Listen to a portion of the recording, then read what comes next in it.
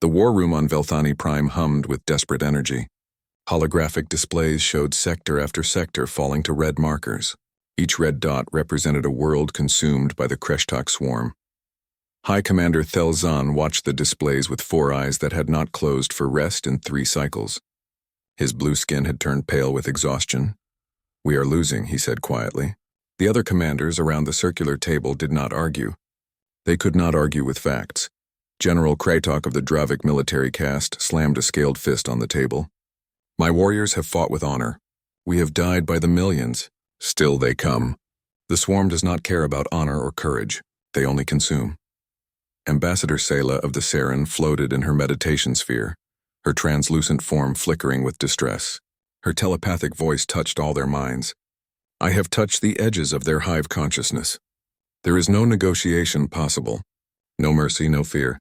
They are a single mind that only knows hunger."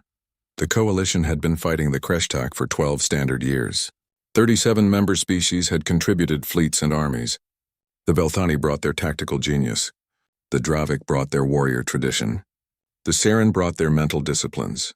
The Korthan brought their massive ships. Every species gave everything they had. It was not enough. The Kreshtok bred faster than the coalition could kill them. Their drones felt no pain and knew no fear. They attacked in perfect coordination because they were controlled by a single vast intelligence. When coalition forces fought by doctrine and military theory, the swarm simply overwhelmed them with numbers. When coalition soldiers reached their genetic limits for stress in combat, they retreated according to sensible protocols. The Kreshtok never retreated, never rested, never stopped. "There must be something we have not tried," Thelzan said. "Some weapon or strategy." Science Counselor Merdak pulled up a new display. "We have discovered a species that was not in our databases. They call themselves humans. Their planet is called Earth. It is in an isolated arm of the galaxy. They have not developed faster than light travel yet." Kratok snorted. "Then they are primitives. What use are they?" "Perhaps none," Merdak admitted. "But I have been studying their history. It is disturbing." The display showed images of Earth. It was a beautiful blue and green world covered in water and forests. It looked peaceful. Then Merdak began showing historical records that the Coalition's scout probes had collected. "This species has been at war since before they built cities," Merdak explained. "They fight constantly, not just against other predators on their world. They fight each other. Tribe against tribe, nation against nation. They have divided themselves by skin color, belief systems, geographic location, and hundreds of other factors. Then they kill each other over these divisions." Images flashed across the displays: ancient battles with primitive weapons, medieval sieges, industrial warfare with machines, nuclear explosions. The commanders watched in silence. "They nearly destroyed their own planet multiple times," Merdak continued. "They created weapons capable of ending all life on their world. Then they created more weapons, better weapons, faster ways to kill." "Madness," Sayla whispered telepathically. "What species would do this to itself?" "A species that never stops fighting," Merdak said. "Look at their biology. They are pursuit predators. On Earth, they were not the strongest or fastest. They had no claws or natural armor. But they could run for days. They would chase prey until it collapsed from exhaustion. They learned to hunt in packs and use tools to kill creatures much larger than themselves." The display showed human anatomy. Their bodies produce combat stimulants naturally: adrenaline, endorphins, chemicals that let them ignore pain and fear. They can enter altered mental states in combat. They have dozens of names for it throughout their history: berserker rage, battle frenzy, warrior's trance. Kratok leaned forward, interested now. "They have warrior traditions?" "Every culture they have ever produced has warrior traditions," Merdak said. "They glorify combat in their stories and art. Their heroes are warriors. Their gods are warriors. They teach their young ones war games. They never stopped being predators even as they built civilizations." Thelzan studied the data carefully. "What are their physical capabilities compared to our species?" "Weaker than Dravik. Smaller than Korthan. No telepathic abilities like Saren. Less intelligent than Velthani on average," Merdak admitted. "But they have something else. Psychological resilience. The ability to endure suffering and continue fighting. They have a concept they call spite. Fighting on purely because someone said they could not. They will chase revenge across decades. They form emotional bonds with their combat units that override survival instincts. Ambassador Sayla shuddered in her sphere. I do not understand. Why would evolution create such a species? Because it worked, Murdoch said simply. They conquered their entire planet. Every environment, every climate. They are the apex species of Earth. Despite being physically inferior to many other predators there, they won through endurance, creativity, and refusal to accept defeat. The war room fell silent. The commanders looked at each other. They were desperate. Half the coalition territory was lost. At current projections, the Kreshtak would overwhelm the remaining defenses within 5 years. They needed something different, something the swarm had not encountered before. You are suggesting we recruit them, Thelzan said slowly. Give them weapons and training. Bring them into this war. Yes, Murdoch said. They are primitives, Kratok objected. They do not know the honor codes of galactic warfare. They do not understand our ways. Exactly, Murdoch replied. The Kreshtak have adapted to how we fight. They know our doctrines. They expect our tactics. Humans do not follow our doctrines. They fight in ways we consider irrational, wasteful, excessive. Thelzan looked at the data for a long time. He thought about the worlds already lost, the billions already dead. He thought about his own people, who were logical and calculated everything carefully. The Velthani retreated when casualties reached 15% because anything more was wasteful. It was sensible. It was smart, but they were losing. Make contact with Earth, he ordered finally. Offer them a trade. Our technology for their soldiers. We will see if these humans are what we need. 3 months later, the 1st Human Regiment arrived at Coalition Central Command. They came in their own primitive ships upgraded with gifted FTL drives. 2,000 volunteers from multiple Earth nations. They wore different uniforms and spoke different languages. But they all had something in the eyes that made the Coalition observers uncomfortable. Hunger. Not for food, but for something else. Purpose, glory, adventure. The chance to fight in a war among the stars. General Kratok watched them disembark. They were smaller than his warriors. They looked soft without scales or natural armor. They carried themselves with less discipline than proper soldiers. Many were smiling and joking with each other. They did not look like saviors. This was a mistake, he muttered to Thelzan. Perhaps, the High Commander replied, or perhaps we have just unleashed something the galaxy has never seen before. The humans formed up in their ranks. A human colonel stepped forward and saluted. His name was Martinez. He looked at the assembled coalition commanders and grinned. Sirs, he said in carefully practiced galactic common language. The human race reporting for duty. Point us at the enemy. It was such a simple statement, but there was something in the way he said it. Something old and primal. The promise of violence delivered with a smile. The war was about to change. Firebase Epsilon 7 sat on the edge of Kreshtak territory like a fortress carved from a mountain. The base protected a crucial supply corridor that fed 3 core coalition worlds. If it fell, millions of civilians would be cut off from food and medicine. The garrison held 20,000 coalition troops from 5 different species. Now it also held 2,000 humans. Captain Sarah Chen stood in the observation tower looking at the barrier wall. Beyond it lay twisted alien landscape covered in Kreshtak organic structures. The enemy grew their buildings from living matter. Everything out there pulsed and moved. It made her skin crawl. Disgusting, right? Private Jackson said beside her. He was cleaning his rifle for the 3rd time that day. Yeah, Sarah agreed. But we have seen worse things back home. Jackson laughed. True, remember the videos from the Amazon? Those parasites that eat through your brain? Jackson, shut up. I'm trying not to think about that. The coalition commanders had placed the human regiment in rear positions. They were classified as observers in training. The official reason was that humans needed time to adapt to alien combat environments. The real reason was that the coalition command did not trust them yet. The humans were too new, too unknown, too different, Sarah understood. If she was honest, she did not fully trust the aliens either. The Velthani were cold and logical. The Dravik were aggressive and loud. The Saren barely spoke and just floated around in their meditation spheres. It was hard to feel like a team with creatures so different, but the Kreshtak did not care about any of that. They were coming regardless. The alarm started screaming at 400 hours. Sarah rolled out of her bunk, already reaching for her armor. Around her, the barracks exploded into organized chaos, soldiers shouting, equipment clanging. Boots hitting metal floors. Contact, contact! Kreshtak swarm approaching from sectors 7 and 9. Sarah ran to her position. The human regiment was assigned to Section 12, a rear area that was supposed to be safe. They had basic combat exoskeletons that amplified strength and speed, energy rifles that the Coalition claimed could punch through Kreshtak armor, standard military loadouts. Through her helmet display, Sarah watched the main battle unfold. The Kreshtak came in waves, thousands of them. They looked like insects mixed with crustaceans, each one the size of a large dog. They had too many legs and mandibles that dripped acid. They moved in perfect coordination, flowing across the ground like a living tide. The Coalition forces opened fire with precise discipline. Energy weapons lit up the darkness. Artillery shells created perfect geometric patterns of destruction.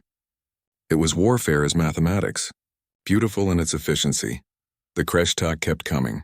For every 100 killed, 200 more appeared. The drones felt no fear. When injured, they simply threw themselves at the defenses until they died. It was like fighting a flood. Sarah watched the casualty counter on her display. Coalition losses ticked upward. 5%, 7%, 10%. At 15%, the Coalition forces would execute a tactical retreat according to doctrine.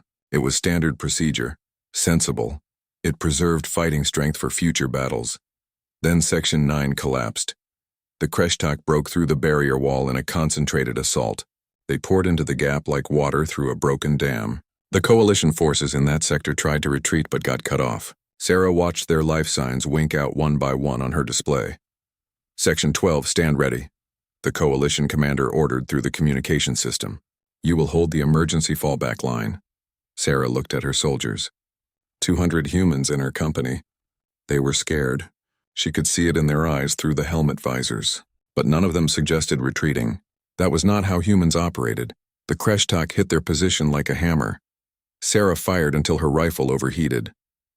The enemy was everywhere, climbing the walls, dropping from above, pouring through gaps in the defenses. They made a horrible chittering sound that set her teeth on edge. Private Rodriguez went down with a Kreshtak on his back. Sarah shot the creature off him, but its acid had already melted through his armor. Rodriguez screamed. He was dying. Any rational soldier would stay down. Rodriguez picked up his rifle and kept firing. Not dead yet, he shouted. That was when Sarah understood something important. The Coalition fought until it was no longer efficient to fight. They calculated acceptable losses and withdrew when reached. It made sense. It was logical, but humans did not work that way. Humans fought until they won, or until they physically could not fight anymore. There was no calculation, no acceptable loss percentage. There was only the mission and the people beside you. Hold the line, Sarah screamed. They do not get through us. The humans formed a wall of bodies and weapons. When their rifles ran out of ammunition, they switched to sidearms. When those ran out, they used combat knives. When knives broke, they used the rifles as clubs. When everything else failed, they used their armored fists in pure stubborn rage. Sergeant Martinez's exoskeleton was damaged and leaking hydraulic fluid. Half his armor was gone. He was bleeding from multiple wounds. He stood in a gap in the defenses, swinging a broken piece of metal barrier at anything that came close. Come on, he roared at the Kreshtak. Come get some. Lieutenant Williams was on the ground with both legs broken. She propped herself against a wall and kept firing with a rifle someone had dropped. Each shot had to hurt terribly with her injuries. She did not stop. The Coalition commanders watched the human section through their monitoring systems. They watched in growing disbelief. Their casualties have exceeded 30%, a Veltani observer reported. Why have they not requested withdrawal? The human commander is not responding to retreat signals, another reported. They are all going to die, General Kratok said. But he sounded uncertain now. The humans did not die. They should have died. The mathematics said they should have been overrun within minutes. But they held. Corporal Anderson was surrounded. Her weapon was destroyed. She had no ammunition. A Kreshtak drone grabbed her with its mandibles. Anderson grabbed it back. She wrestled the creature to the ground and beat it to death with her bare hands, screaming the entire time. Private Chen's visor cracked. Acid splashed across his face. He should have retreated for medical aid. Instead, he wiped the blood from his eyes and kept fighting. I can still see, he shouted. I can still fight. Sarah lost track of time. The battle became a blur of violence. Her rifle broke. She used a fallen Kreshtak's claw as a weapon. It was sharp and it worked well enough. Her armor was barely holding together. She was wounded in at least 3 places. She did not care.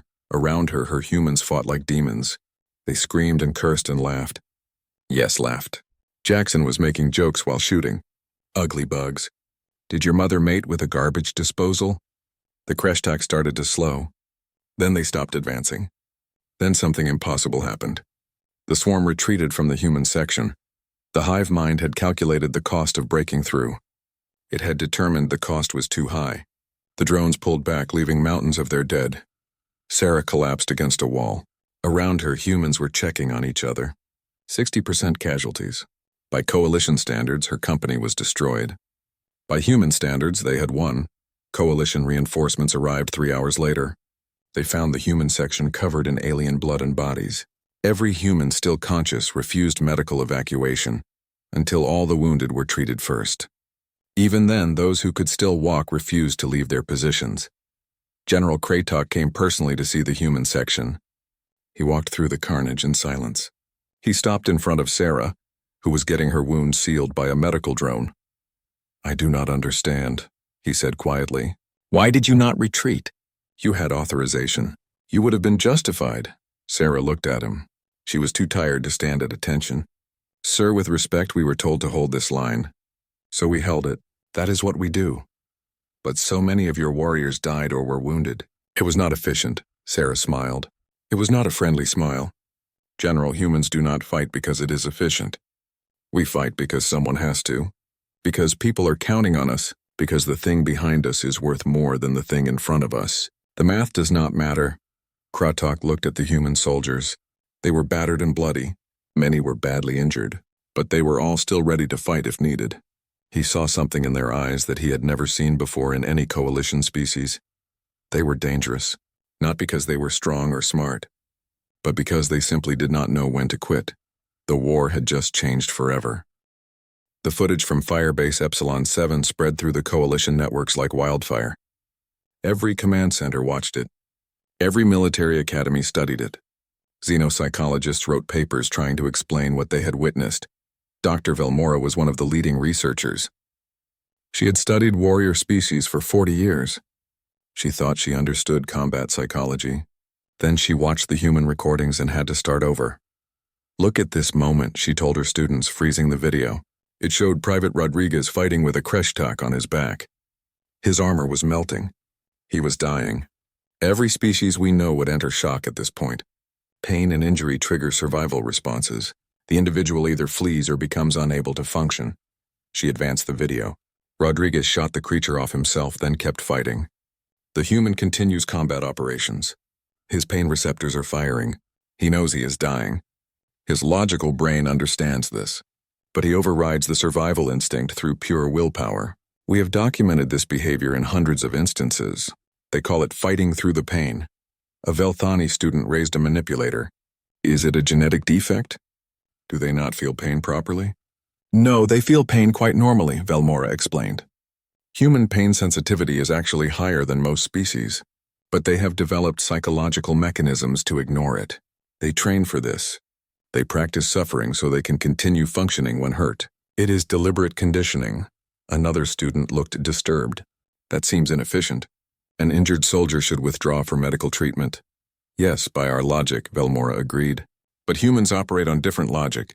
They have social bonds with their combat units that override individual survival. They would rather die with their group than live by abandoning it. It is not rational by our standards, but it is incredibly effective. More human regiments deployed across the front lines. Each one brought new variations of human warfare. The coalition learned that Earth was not unified. Humans came from different nations and cultures. They fought differently based on where they were from. The Russian regiment was cold and brutal. They endured hardship without complaint and attacked with methodical fury. They had a saying, "Death before dishonor." They meant it literally. The Japanese regiment fought with precise discipline and absolute commitment. When a position needed holding, they held it. No discussion, no debate. They had ancient warrior traditions that taught death was preferable to failure. The American regiment brought overwhelming firepower and creative chaos. They bent rules and improvised constantly, but they were viciously effective. They had a phrase, adapt and overcome.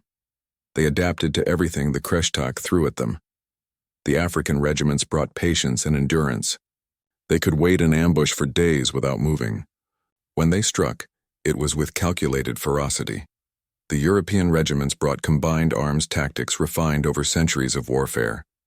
They coordinated between units with practiced ease, different methods, different styles. But all humans shared common traits. They bonded with their units. They fought for abstract concepts like honor and duty. They could hate with a purity that drove them through impossible situations. And they simply did not quit. Commander Thelzan studied the combat reports every day. The humans had lower survival rates than other coalition troops. They took more casualties. By every logical measure, they should be inferior soldiers, but they won. Again and again, humans held positions that should have fallen. They completed missions that should have been impossible. And most importantly, they changed how other species fought. The phenomenon is spreading, Thelzan told the Command Council. Our Velthani troops are showing increased combat endurance when deployed alongside humans. The Dravik are fighting longer before withdrawing. Even the Saren are taking more risks. Ambassador Sayla pulsed thoughtfully in her sphere. The humans have something our species lost long ago. Or perhaps we never had it. They have not been civilized long enough to breed out their predator instincts. When they fight, they tap into something primitive, and it is contagious. The Kreshtak adapted their tactics. The hive mind was learning. It began avoiding human positions when possible. Direct assault on human fortifications had terrible cost-exchange ratios. The swarm started routing attacks around areas where humans were deployed, but this created its own problems for the Kreshtak. By avoiding humans, they became predictable. Coalition commanders learned to use human units as anchor points. The swarm would not attack where humans held the line, so those positions never needed heavy reinforcement. Human companies could hold territory that previously required entire divisions. Major David Park stood in the briefing room explaining human tactics to a group of coalition officers. He was a veteran of 3 major battles now. Half his face was covered in burn scars from a Kreshtak acid attack. You have to understand, he told them. Humans evolved as persistence hunters. We are built for endurance, not sprinting. Our ancestors would chase prey for days until it collapsed from exhaustion. We brought that same mentality to warfare. A Dravik officer interrupted. But that is inefficient. Why chase when you can simply kill quickly? Park smiled. It was not a nice smile. Because the prey learns to fear you. The Kreshtak hive mind is logical. It calculates cost and benefit. When the cost of fighting humans becomes too high, it avoids us. That is a strategic advantage. But you lose more soldiers than we do, a Veltani pointed out. In the short term, yes. Park agreed. But we accomplish objectives. And in warfare, objectives matter more than casualty ratios.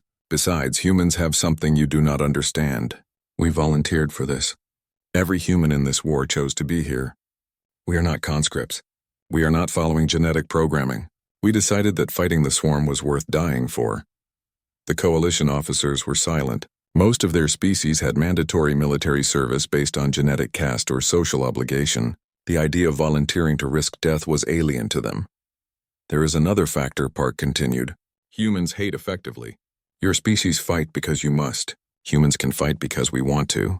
We look at the Kreshtak and what they have done.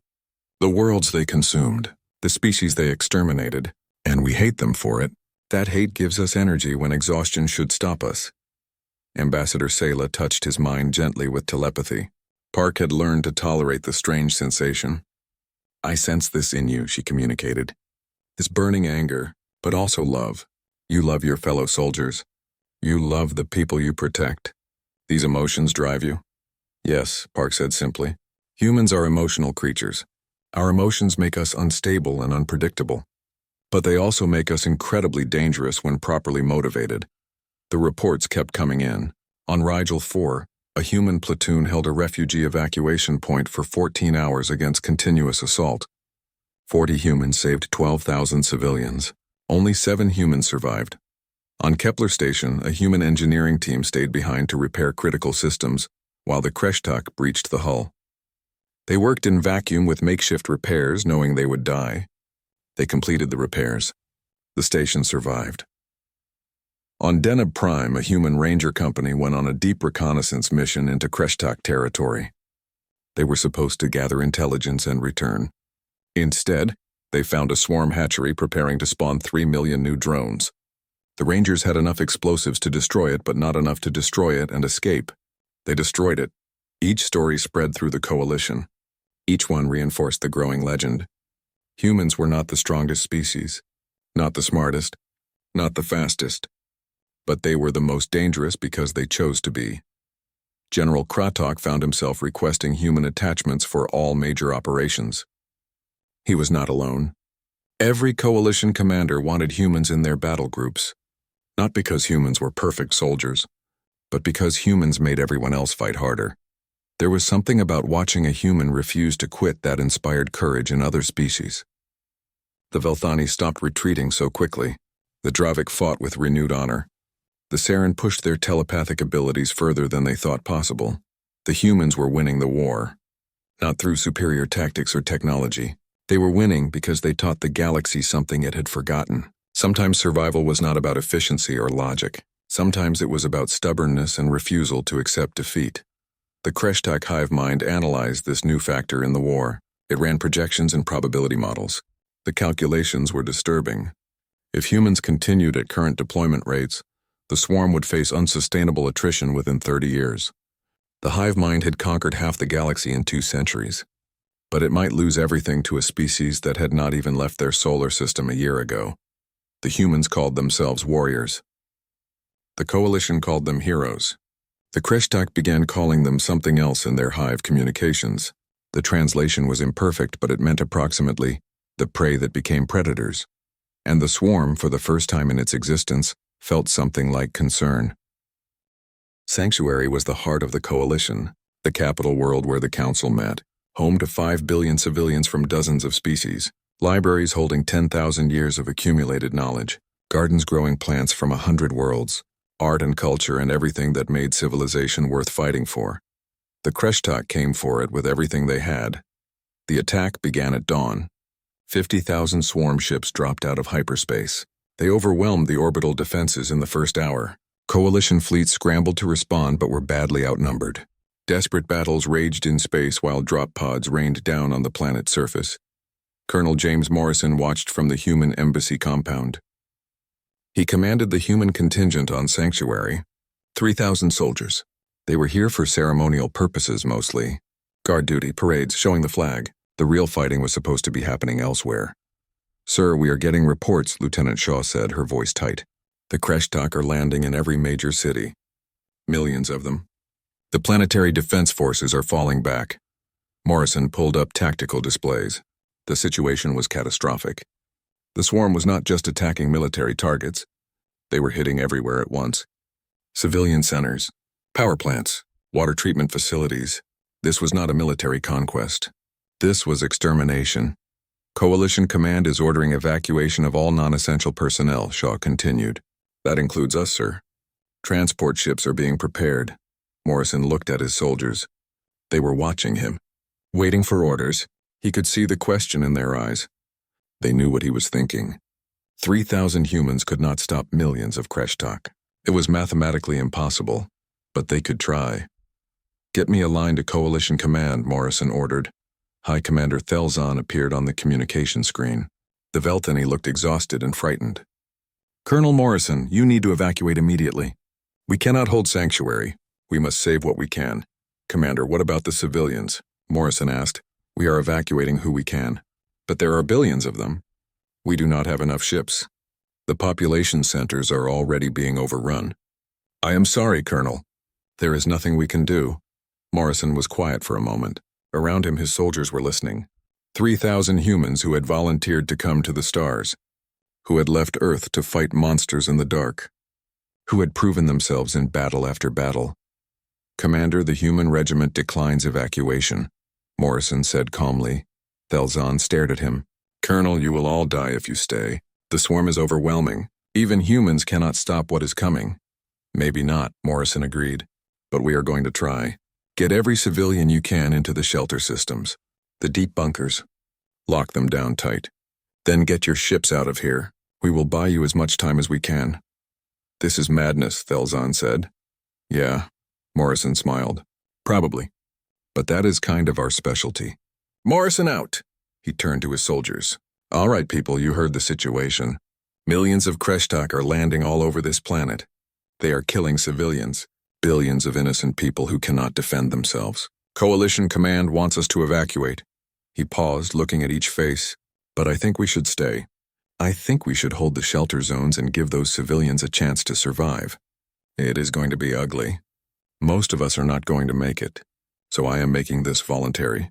Anyone who wants to evacuate, no judgment. This is above and beyond. Nobody moved. Not a single soldier stepped toward the evacuation point." Sergeant Carlos Rodriguez spoke up. "Sir, with respect, where the hell would we go? Back to Earth? We came here to fight the swarm. Well, here is the swarm. Let us do our job." Morrison felt something swell in his chest. Pride, fear, love for these crazy, brave humans who refuse to be sensible. "All right then. Let us show these bugs what humans do when they go after our civilians. Even if they are not human civilians. They are under our protection now." The 3,000 humans spread out across the capital city. They set up defensive positions around the shelter entrances. They established kill zones and ambush points. They prepared every trick and trap that humans had invented over thousands of years of warfare. The coalition forces evacuated. Thelzon ordered every civilian who could be moved into the deep shelters. 10 million civilians huddled underground in facilities designed for half that number. The shelter doors sealed. They could last for 72 hours before life support failed. Then the humans were alone on the surface with the swarm. The Kreshtak came in waves. They poured through the streets like a flood. Millions of drones controlled by a single hive intelligence. They moved to breach the shelter entrances and slaughter the defenseless civilians inside. They ran into humans. Instead, Morrison set up his command post at Shelter Complex 7. It was one of the largest facilities, holding over 1 million civilians. The entrance was a massive blast door at the end of a long approach corridor. It was a fatal funnel. A kill zone. The Kreshtak came down that corridor in a living tide. The humans opened fire. Energy weapons turned the corridor into hell. Grenades turned the tide into broken bodies. When the corridor filled with corpses, the humans let them advance further, then collapsed buildings on them.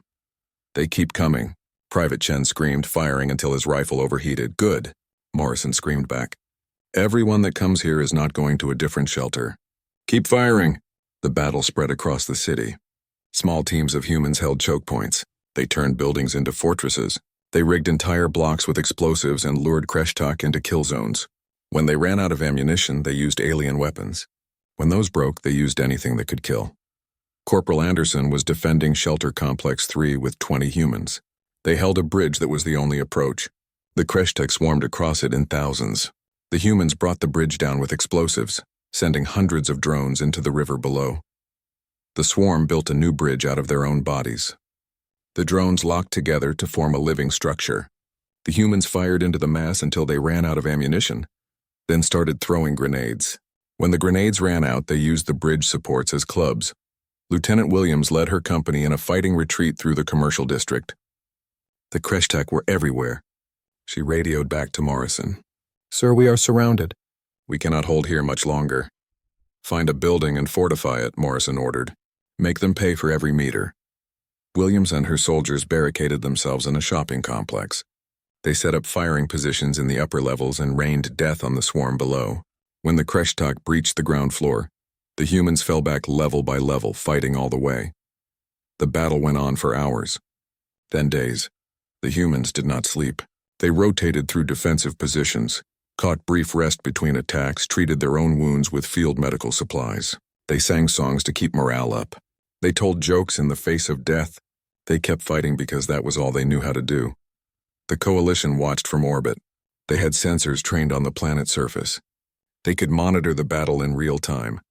They saw the humans performing impossible feats. A squad of 10 humans held a transit station for 6 hours against thousands of Kreshtak. When they finally fell, they had created such a pile of enemy bodies that the swarm had to rout around the entire area. A medic named Dr. Sarah Lee set up a field hospital in a shelter entrance. She treated wounded humans while fighting off Kreshtok that tried to breach the position. She operated on her patients with one hand while shooting with the other. A sniper team of 3 humans climbed to the top of the tallest building in the city. They spent 18 hours taking out Kreshtok commanders and high-value targets. When the swarm finally reached them, they had killed over 2,000 drones. They detonated the building rather than be captured. The Kreshtok hive mind analyzed the situation. The humans were outnumbered by thousands to 1. They should have been overrun in the first hour. But they were still fighting. Casualties among the swarm were unsustainable. The hive mind ran calculations. To fully eliminate the human presence and breach the shelters would require committing the entire swarm force on Sanctuary. Even then, projected casualties would exceed acceptable parameters. The humans were not just fighting. They were making the cost too high. After 72 hours, coalition relief fleets arrived in force. They had rallied ships from across the sector. The space battle turned in their favor. Dropships descended to the planet's surface carrying reinforcements. They found 847 humans still combat capable. Every single one was wounded. Many were barely able to stand. They were covered in alien blood and their own. Their equipment was destroyed or improvised from enemy parts. They had fought for 3 days without meaningful sleep or rest, but the shelters were intact. Not a single civilian had died. 10 million beings owed their lives to 3,000 humans who refused to retreat. General Kratok came down personally to the planet's surface. He found Morrison sitting against a wall near Shelter Complex 7. The colonel was bandaged and exhausted, but still holding his rifle. "You won," Kratok said simply. Morrison looked up at him and laughed. It was a harsh, tired sound. "We did not win. We just did not lose. There is a difference." The war did not end with a great final battle. It ended at a negotiating table. The Kreshtok hive mind requested a meeting. This was unprecedented. The swarm had never negotiated with anyone. It had only ever consumed. But something had changed. The mathematics had changed. High Commander Thelzon sat across from the Kreshtok representative. It was a specially grown drone with enhanced intelligence nodes, capable of independent communication. The creature was unsettling to look at. "All chitin and mandibles and too many eyes, why now?" Thelzon asked. "You have been winning this war for years. You control half the galaxy." The drone clicked its mandibles. The translator converted the sounds to Galactic Common. "Winning is no longer probable. Human integration into coalition forces has altered calculations. Projected casualties to achieve total conquest now exceed acceptable thresholds. You are afraid of humanity," Thelzon said with some satisfaction. "Fear is not a concept the hive mind experiences. But cost-benefit analysis indicates continued warfare is suboptimal. The swarm proposes cessation of hostilities, withdrawal to pre-war borders, mutual non-aggression." Thelzon wanted to refuse. The swarm had killed billions, destroyed countless worlds. They deserved to be wiped out. But the coalition was tired. The war had drained them. Peace, even cold peace, was attractive. "What changed?" he asked. "Specifically, what did humans do that altered your calculations?" The Kreshtok drone was silent for a moment. "Humans are statistically anomalous. Other species have predictable limitations. Physical, psychological, logical. Humans exceed parameters consistently. They fight beyond injury. They ignore survival instincts. They become more dangerous when threatened. They bond with other species and fight for them as fiercely as for their own kind." The drone paused. "The hive mind projects that full integration of human combat doctrine into coalition forces will create unsustainable attrition rates within 30 years. The swarm cannot breed fast enough to replace losses against opponents who refuse to accept defeat. Termination of conflict is logical." So that was it. Humanity had scared the swarm into peace, not through superior technology or brilliant tactics, just through stubborn refusal to quit. The treaty was signed 3 months later. The Kreshtok withdrew to their original territory. Both sides established neutral zones. There would be no more war. For now, the coalition celebrated. Parades were held on every world. Monuments were built to the fallen. Peace had finally come after 14 years of horror, but the relationship with humanity had become complicated, Colonel. Morrison sat in a bar on Velthani Prime. It was a quiet place where coalition officers gathered. He was drinking something called stellar whiskey. It tasted like battery acid, but it was strong enough to get humans drunk. A group of Veltani officers sat at a nearby table. They were talking quietly, but Morrison's enhanced hearing picked up the conversation. "I am grateful the humans helped us win the war," one said, "but I am also relieved they are mostly returning to Earth." "Agreed," another replied. "Did you see the footage from Sanctuary? What they did there? It was horrifying. Necessary perhaps, but horrifying. They are barely controlled violence, like having a predator as an ally. You are grateful when it fights for you, but you never forget what it is." Morrison took another drink. He understood. The coalition species looked at humans and saw something that disturbed them on a fundamental level. Humans were not civilized in the way other species were civilized. They had come to the stars too recently. The predator was still too close to the surface. Ambassador Sayla floated over to his table. She settled her meditation sphere next to him. "I heard them too," she communicated telepathically. "I apologize for their rudeness." "They are not wrong," Morrison said aloud.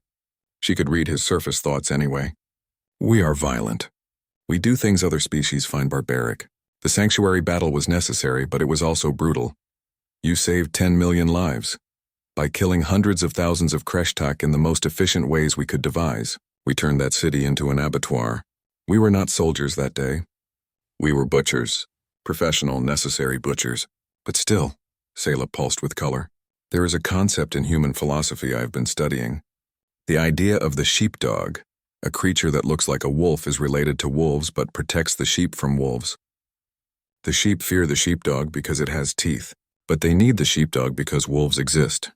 "That is about right," Morrison agreed. "We are the sheepdogs of the galaxy now, useful when predators come, uncomfortable the rest of the time." The years that followed proved this dynamic. Humanity was granted full coalition membership. Earth became a major hub of galactic trade and culture. Humans spread across the stars, setting up colonies and businesses and scientific outposts. But the human military became something special, something unique. Every coalition officer now had to spend time at the Human War College on Earth. They studied human military history. They learned about World War II and Vietnam and the ancient Spartans and countless other examples of human warfare. The goal was not to make them fight like humans. That was impossible. The goal was to understand humans. Master Sergeant Lisa Wang taught one of the most popular classes. She was a veteran of the Sanctuary battle, missing an arm that she refused to have regenerated. She said the scars reminded her why she fought. "Human warfare is fundamentally different from coalition warfare," she told a class of mixed species officers. "You fight to win. We fight to survive. There is a difference. When winning becomes impossible, you retreat and regroup. When survival becomes impossible, we fight anyway because what else is there?" A young Dravik officer raised a claw. "But Master Sergeant, that is illogical. If victory is impossible, continuing combat only increases casualties." Wang smiled. "Yes, it is illogical. But humans are not purely logical creatures. We are emotional. We love and hate and fear and hope.